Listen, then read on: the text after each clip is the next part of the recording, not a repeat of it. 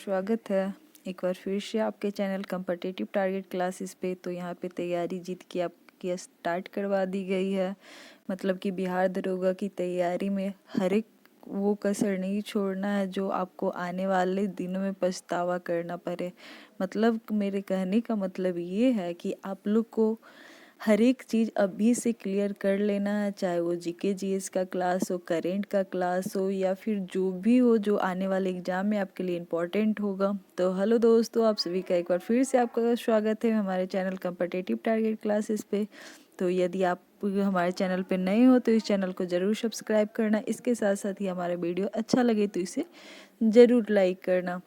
जैसा कि आप सभी को पता है कि यहाँ पे बिहार दरोगा की तैयारी स्टार्ट करवा दी गई है और जीके जीएस का जो इम्पोर्टेंट को टॉपिक है उसका क्लास करवाया जा रहा है। तो आज फिर से हम लोग आप लोगों के बीच 10 से 15 मिनट आपका टाइम लेंगे।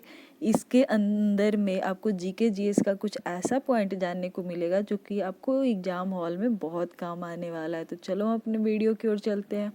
और इसके साथ साथ ही यदि आप टारगेट बैच से जुड़ना चाहते हो, मतलब हमारे ग्रुप में शामिल होना चाहते हो, तो ज़रूर हमारा पिछला वीडियो जाकर देखो। वहाँ पे आप लोगों को पता चलेगा कि कैसे टारगेट ग्रुप में ज्वाइन हो और बिहार दरोगा की तैयारी एक ग्रुप के साथ करें, क्योंकि कितना भी अकेले करोगे तैयारी अच्छे से नहीं हो पाती है। तो ये ग्रुप के साथ चलोगे तो आप लोग को पता चलेगा कि आपकी तैयारी कैसी हुई है।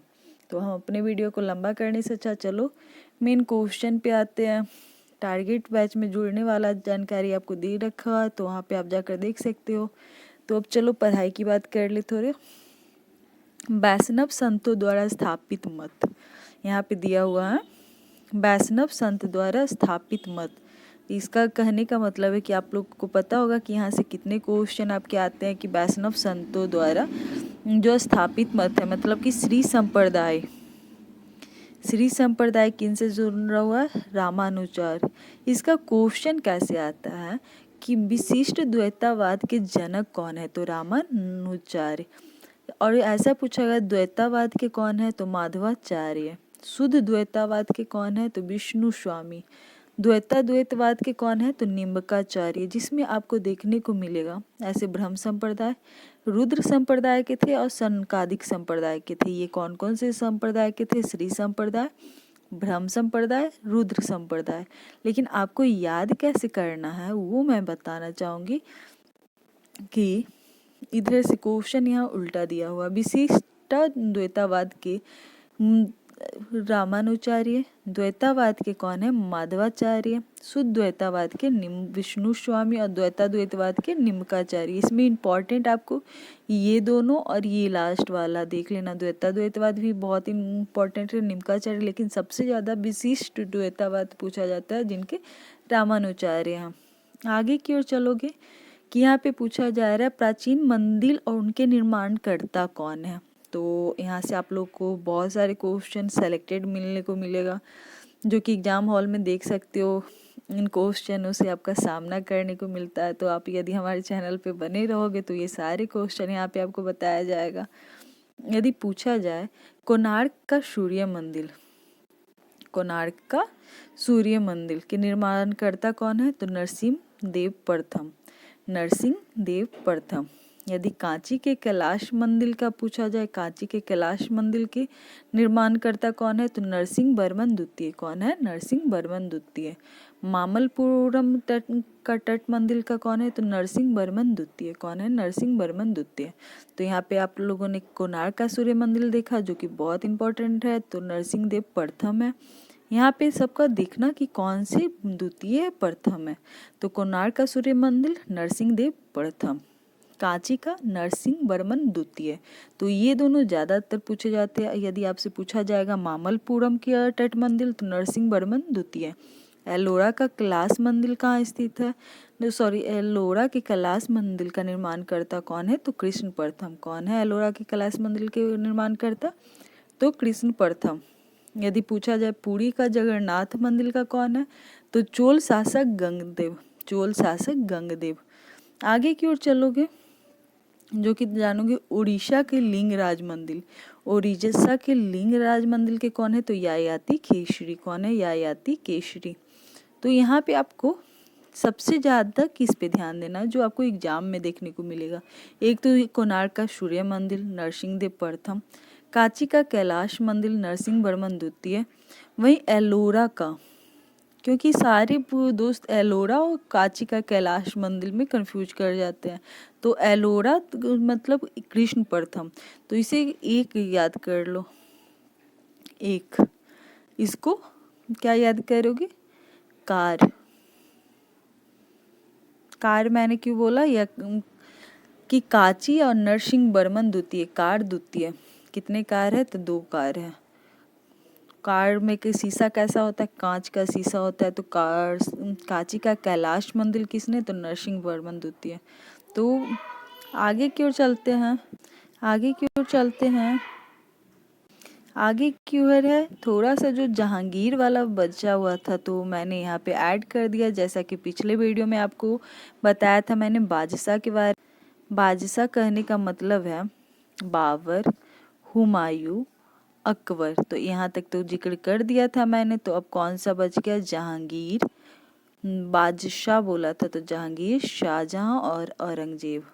तो इसका भी मैंने चर्चा कर दिया था। तो वहाँ पे थोड़ा सा जहांगीर का बचा हुआ था, तो मैंने यहाँ पे उसे भी डाल दिया है कि आपसे एक भी पॉइंट छूटे नहीं।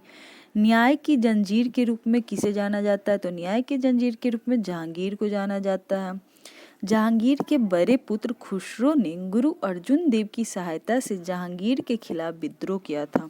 जहांगीर के बड़े पुत्र खुसरो ने गुरु अर्जुन देव की सहायता से, किनकी हेल्प लिए थे वो खुसरो ने? गुरु अर्जुन देव की सहायता से जहांगीर के खिलाफ विद्रोह किया था। वहीं खुसरो की सहायता करने के कारण जहांगीर ने गुरु अर्जुन देव को फांसी दी थी। यहाँ पे आप लोग जानोगे जो जहांगीर के पुत्र खुसरो थे उनकी हेल्प किसने किया था? गुरु अर्जुन देव। लेकिन इसी के कारण गुरु अर्जुन देव की हत्या कर देते हैं कौन? जहांगीर। उनको फांसी की सजा दी जाती है। क्या दी जाती है? फांसी की सजा दी जाती है। तो ये आप देख लेना, इसकी स्टोरी मैं सारा आपको बताऊंगी क्लास में। नेक्स्ट है इसके शासन काल में, किसके? जहांगीर के शासन काल में मुगल चित्रकला अपने चरमोत्कर्ष पे था। यदि चित्रकला के बारे में पूछा जाए कि सबसे ज़्यादा कौन से मुगल साम्राज्य थे, तो चित्रकला के रूप में जहांगीर को जाना जाता है। नेक्स्ट पॉइंट में है इसके दरबार में रहने वाले प्रमुख चित्रकार कौन कौन थे? तो उस्ताद मंसूर, अबुल हसन, बिशन दास, मोहम्मद मुराद। कौन कौन थे? उस्ताद मंसूर, अबुल हसन, बिशन दास, मोहम्मद मुराद थे। इसने संस्कृत भाषा के विद्वान जगन्नाथ को पंडित की उपाधि दी थी। किसकी उपाधि दी थी? जगन्नाथ को पंडित राज की उपाधि दी थी। अशोक के कौशाम्बी स्तंभ पर जहांगीर का लेख उत्कीर्ण है। अशोक के कौशाम्बी स्तंभ पर जहांगीर के लेख उत्कीर्ण है। क्या है? अशोक के कौशाम्बी स्तंभ पर जहांगीर का लेख उत्कीर्ण है। नेक्स्ट पॉइंट में देखोगे कि इसके शासन काल में captain Hawkins, sir Thomas raw Bharat आए थे। इसके शासन काल में captain Hawkins, sir Thomas raw Bharat आए थे। जहांगीर के मकबरा का निर्माण नूरजहां ने करवाया था। जहांगीर के मकबरा का निर्माण किसने कराया था? नूरजहां ने। इत्माद उद दौला का मकबरा का निर्माण नूरजहां ने करवाया था। इत्माद उद दौला, ये सब क्वेश्चन आपको कहाँ देखने को मिलता है? डायरेक्ट एग्जाम हॉल में। यदि किसी क्लास में या कुछ में भी आप क्लास करोगे तो आपको सिंपल से स्टोरी बताई जाएगी। ये सब इतना बीच से आपको नहीं बताया जाता है कि इत्माद उद दौला का मकबरा आपको बताया जाएगा, बाबर का मकबरा, अकबर का मकबरा, हुमायूं का। लेकिन आजकल एग्जाम इतना टफ हो गया है कि ये सारे पॉइंट आपको जहाँ पे यूनिक पॉइंट मिले उसे आप कवर करने की कोशिश करना। इससे ये होता है कि ये सारे क्वेश्चन अब नए नए एग्जाम में क्वेश्चन उठ रहा है। रिपीटेड क्वेश्चन तो आते ही हैं, तो वो थोड़ा सा ही आता है, लेकिन आपको अच्छे खासे नंबर इकट्ठा करना है एग्जाम में, तो इन चुनिंदा क्वेश्चनों को ध्यान में रखो। तो इत्माद उद दौला का मकबरा का निर्माण किसने कराया था? तो नूरजहां ने। नूरजहां का वास्तविक नाम तो मेहरुनिशा। तो अभी आपने क्या देखा यहाँ पे कि अशोक के कौशाम्बी स्तंभ पर जहांगीर का लेख उत्कीर्ण है। जहांगीर का लेख उत्कीर्ण है। इसके शासन काल में कौन थे? तो कैप्टन हॉकिंस और सर टॉमस रो। जहांगीर के शासनकाल में कौन थे? कैप्टन हॉकिंस और टॉमस रो। जहांगीर का मकबरा का निर्माण किसने करवाया था? तो नूरजहां ने करवाया था। वहीं नूरजहां की बात आती है तो इत्माद उद दौला का मकबरा का निर्माण नूरजहां ने करवाया था। नूरजहां का वास्तविक नाम मेहरुनिशा था।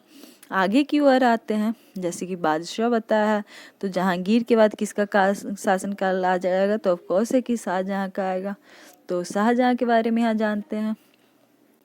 मयूर सिंहासन का निर्माण करवाया था शाहजहां ने। मयूर सिंहासन का निर्माण किसने कहा था? शाहजहां ने।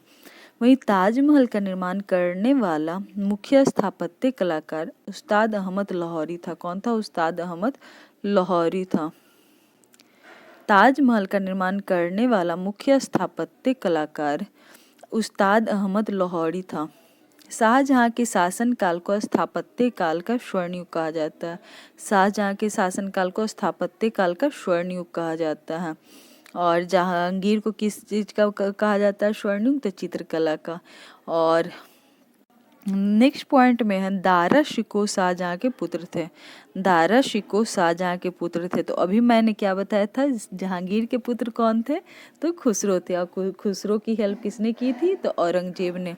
तो औरंगजेब की हेल्प करने के लिए कि औरंगजेब को फांसी की सजा किसने दिया था? तो वो आगे की ओर बताया कि दारा शिकोह ने सर ए अकबर नाम से उपनिषद का अनुवाद किया था। जो दारा शिकोह थे वो सर ए अकबर के नाम से उपनिषदों का अनुवाद करवाया था। ये क्वेश्चन बहुत बार आपको देखने को मिलेगा कि उपनिषदों का अनुवाद किसने करवाया था? तो दारा शिकोह ने सर अकबर नाम से। तो इसके अतिरिक्त उसने भागवत गीता और रामायण को भागवत गीता और रामायण को भी फारसी में अनुवाद करवाया था। तो किसने अनुवाद करवाया था? तो दारा शिकोह ने सर अकबर के नाम से उपनिषदों का नाम अनुवाद कराया था। इसके अतिरिक्त इसने भागवत गीता एवं रामायण को अभी फारसी में अनुवाद किया था। यदि दारा शिकोह को शाह बुलंद इकबार के रूप में जाना जाता है। दारा शिकोह को शाह। तो आगे की ओर चलते कि दारा शिकोह किनके पुत्र थे? तो शाहजहां का पुत्र था। दारा शिकोह ने सर ए अकबर नाम से उपनिषदों का निर्माण कराया। इसके अतिरिक्त इसने भागवत गीता और रामायण को भी फारसी में अनुवाद किया। दारा शिकोह को शाह बुलंद इकबाल के रूप में जाना जाता है। शाहजहां को औरंगजेब को आगरा के किले में बंदी के बनाकर रखा गया था। शाहजहां को, ये क्वेश्चन अच्छे से देखना कि शाहजहां को औरंगजेब ने आगरा के किले में बंदी बना दिया था। शाहजहां को किसने बंदी बनाया था? तो औरंगजेब ने आगरा के किले में बंदी बनाकर रखा था। आगे की ओर चलते हैं, जो कि बहुत ज़्यादा इम्पोर्टेंट ये युद्ध थे और ये युद्ध को क्रमानुसार भी पूछा जाता है, जो कि बहुत बार आपको देखने को मिल रहा होगा कि औरंगजेब यहाँ पे विजय हुए थे। धर्मट का युद्ध, सामूगढ़ का युद्ध और देवराई का युद्ध। तो इन सब युद्धों को मैंने एक ट्रिक के माध्यम से आप लोग को समझाया है। ट्रिक के माध्यम से समझने से ये फायदा होता है कि इन सब का युद्ध जो होता है आप लोग को ये जैसे कि एग्जाम में कर्मानुसार पूछा जाता है कि किनके पहले कौन से युद्ध हुए थे पर उसके बाद कौन, तो वो थोड़ा सा ईस्वी याद करने में, क्योंकि बहुत सारे ईस्वी हुए हैं, मतलब बहुत सारे युद्ध हुए थे, कितने का ईस्वी याद करोगे। तो ट्रिक के माध्यम से ये होता है कि आप लोग को याद हो जाता है। तो धर्म सबसे पहले कौन सा युद्ध हुआ था? तो धर्मट का युद्ध। फिर कौन सा युद्ध हुआ था? शामू का युद्ध। फिर कौन सा? तो देवराई का युद्ध। तो देवराई का युद्ध हुआ था 1669 में। 1658 में सामूगढ़ का, जो कि मई महीने में हुआ था। देखो यहाँ से पता चलता है कि पहले कौन हुआ था। अप्रैल मंथ में 1658 में हुआ था तो धर्मट का। मई में हुआ था तो 1658, तो पहले कौन सा हुआ था? धर्मट का, फिर सामूगढ़ का, फिर देवराई का। तो यहाँ से ट्रिक से आप लोग जानोगे। यहाँ पे पूछा जा रहा है कि मुगल साम्राज्य का एकमात्र शासक जिसका राज्याभिषेक 2 बार हुआ, तो उनका नाम औरंगजेब है। ये क्वेश्चन का 2 आंसर होगा। यदि हुमायूं भी दिया हो रहेगा, क्योंकि हुमायूं का भी 2 बार वो अपनी गद्दी पर बैठे, 2 बार शासन किए, तो वैसे ही यदि ऑप्शन में औरंगजेब दिया हो रहेगा तो सबसे पहले औरंगजेब मारना। यदि औरंगजेब नहीं रहे, हुमायूं रहे, तो हुमायूं, क्योंकि हुमायूं का जैसे कि आप लोग को मैंने बताया था कि पहले शेरशाह से युद्ध हुआ, फिर उन्होंने फिर से विश्राम किया, फिर वो आकर फिर से वो अपनी गद्दी पर बैठे, तो उनकी स्टोरी भी जानना। लेकिन ज़्यादातर आपको एग्जाम में औरंगजेब के ही ऑप्शन में दिए हुए रहते कि 2 बार राज्याभिषेक किनका हुआ, तो औरंगजेब का। वहीं आगे की ओर चलते, औरंगजेब ने अपना दूसरा राज्याभिषेक 1659 ईस्वी में करवाया था। औरंगजेब को जिंदा पीर भी कहा जाता है। यदि पूछा जाएगा जिंदा पीर किसे कहा जाता है, तो औरंगजेब को। तो इसने सिख धर्म के 9वें गुरु कौन थे सिख धर्म के? गुरु तेग बहादुर की हत्या करवा दी। तो आप लोग कमेंट बॉक्स में बताना कि गुरु अर्जुन देव की फांसी की सजा किसने दी, तो जो कि मैंने अभी बताया, तो ये आप कमेंट बॉक्स में लिखना। इसने 1666 ईस्वी में शिवाजी को कैद कर जयपुर भवन में रखा। इसने 1666 ईस्वी में शिवाजी को कैद कर जयपुर भवन में रखा, और शाहजहां को कैद कर कहाँ रखे थे, तो आगरा में। तो वो भी देख लेना। यहाँ पे मैंने बताया था आप लोग को कि शाहजहां को औरंगजेब ने आगरा के किले में बंदी कर रखा था, वहीं शिवाजी को जयपुर के भवन में। औरंगजेब ने पुनः 1679 ईस्वी में जजिया कर लागू किया था। जजिया कर बंद किसने करवाया था, ये कमेंट बॉक्स में बताओ, क्योंकि ये भी क्वेश्चन मैंने पिछले वीडियो में बताया था। तो आप लोग इसका कमेंट बॉक्स में आंसर देना। फिर नेक्स्ट क्वेश्चन है, इसने प्रसिद्ध बीवी का मकबरा का निर्माण कराया था और औरंगाबाद में महाराष्ट्र में करवाया था। बीवी का मकबरा कहाँ है? औरंगाबाद के महाराष्ट्र में। और किसने निर्माण करवाया था? तो औरंगजेब ने। औरंगजेब के शासन काल में सर्वाधिक हिंदू अधिकारी नियुक्त थे। औरंगजेब के शासन काल में सर्वाधिक हिंदू अधिकारी नियुक्त थे। यदि पूछा जाएगा सर्वाधिक हिंदू किसके शासन काल में नियुक्त थे, तो औरंगजेब के। इसके दरबार में संगीत पर पाबंदी लगा दी गई थी। इसके दरबार में संगीत पर पाबंदी लगा दी गई थी। इसने 1686 ईस्वी में बीजापुर तथा 1687 ईस्वी में गोलकुंडा को मुगल साम्राज्य में मिलाया था। तो यहाँ पर देखो कि औरंगजेब ने 1686 में बीजापुर, 1687 में गोलकुंडा को मुगल साम्राज्य में मिलाया था। औरंगजेब के समय सूबों की संख्या सर्वाधिक 20 थी। औरंगजेब के समय सूबों की संख्या सर्वाधिक 20 थी। फिर फ्रांकोइस वर्नियर को औरंगजेब के चिकित्सक के रूप में जाना जाता है। ये क्वेश्चन आप लोग बढ़िया से देख लो कि फ्रांकोइस वर्नियर को औरंगजेब के चिकित्सक के रूप में जाना जाता है। औरंगजेब सुन्नी धर्म के अनुयायी थे। औरंगजेब सुन्नी धर्म के अनुयायी थे, और वो संगीत पर पाबंदी भी लगा दिए थे। आगे की ओर चलते हैं कि औरंगजेब के समय हुए जाट विद्रोह का नेतृत्व राजा राम एवं गोकुला ने कराया था।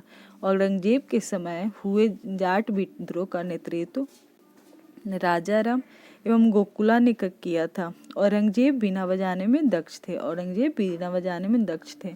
तो यहाँ पे अभी आपने देखा कि भाजसा के बारे में, जैसा कि मैंने अभी बताया था, भाजसा बाबर, हुमायूं, अकबर, जहांगीर, शाहजहां, औरंगजेब, इनके सब के बारे में जान लिया। तो थोड़ा सा युद्ध के भी बारे में जानो, जो कि आपका जानना बहुत ज़रूरी है कि अंग्रेजों एवं मराठों के मध्य हुई महत्वपूर्ण संधियाँ। अंग्रेज और मराठा के मध्य हुई महत्वपूर्ण संधियाँ। तो यहाँ पे अभी सिर्फ ईस्वी जानो, किनके बीच में हुआ वो भी मैं बताऊंगी। यदि बताया जाए सूरत की संधि 1775 ईस्वी में। सूरत की संधि कब हुई थी? तो 1775 ईस्वी में। यदि पुरंदर की संधि पूछा जाए कब हुआ था, तो 1776 ईस्वी में। बड़गांव की संधि पूछा जाए कब हुआ था, तो 1789 ईस्वी में। कब हुआ था? 1789 ईस्वी में।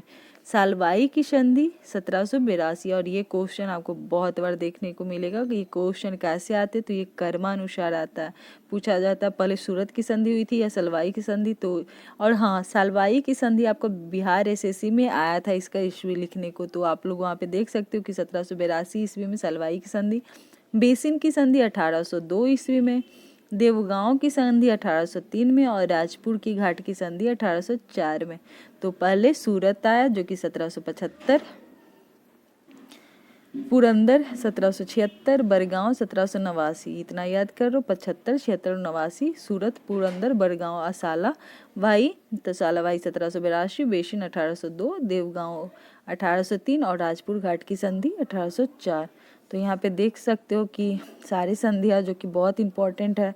नेक्स्ट है नागपुर की संधि 1816 ईस्वी में। ग्वालियर की संधि 1817 ईस्वी में। पूना की संधि 1817 में। और मंदसौर की संधि 1818। मतलब कि लाइन से पहले नागपुर, फिर ग्वालियर, फिर पूना, फिर मंदसौर, मंदसौर तो 18, 16, 17, 18। तो आप लोगों का आज का वीडियो कैसा लगा, जो कि जीके जीएस का और भी महत्वपूर्ण हिस्ट्री का क्वेश्चन बेसिकली बोला जाए कि आज के में हिस्ट्री का था। तो नेक्स्ट वीडियो में अभी history, geography, polity, science, physics, chemistry, bio सब देखने को मिलेगा, जो कि आपको आने वाले एग्जाम में बहुत इंपॉर्टेंट रहने वाला है। तो थैंक यू दोस्तों हमारे साथ लास्ट तक बने रहने के लिए, क्योंकि ये ज़्यादा लंबा वीडियो नहीं होगा, मात्र 15 से 16 मिनट का ही वीडियो रहेगा, लेकिन आपके लिए बहुत सेलेक्टेड क्वेश्चन लाया जाएगा। तो थैंक यू दोस्तों हमारे साथ बने रहने के लिए।